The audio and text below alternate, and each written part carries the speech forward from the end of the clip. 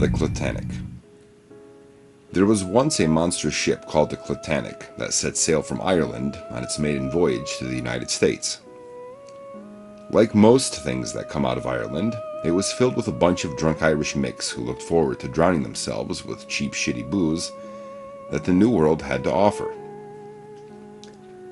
The captain, a bearded swashbuckler that had two eyeballs going in different directions for posterity, decided to push the ship to full speed and slammed into an iceberg at 35 knots.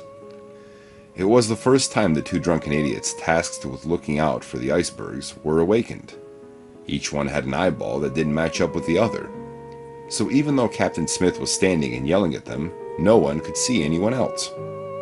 Once the engineer finally pulled out of his wife and met with the rest of the crew, he informed them that the ship would inevitably sink and that they had to get away to safety.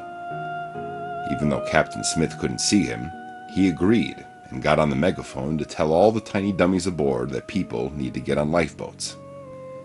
"Women and children first," yelled Captain Smith.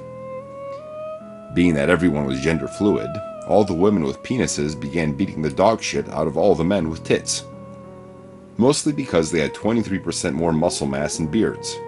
One of the main three-legged women, named Stanley, yelled to the other chicks with dicks, "Hey, if we cut off the nipples of all the men's tits, we can use them as nose plugs in case we end up in the water."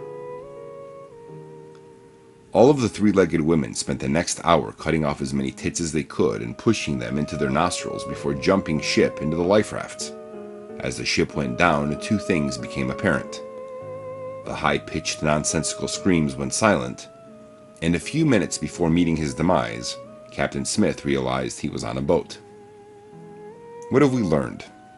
Since everyone was gender fluid, and chivalry had been dead from a long time ago, everyone had an equal opportunity to get on the life rafts. Because all of the women who had penises also had, on average, 25% more muscle mass, they pushed all the men with tits out of the way before cutting off their nipples to use as nose plugs. Since many of the kids weren't yet allowed to pick which gender they belonged to, they sunk to the bottom of the ocean playing with gender-neutral toys such as Narby and G.I. Ho. And now, a special message from George W.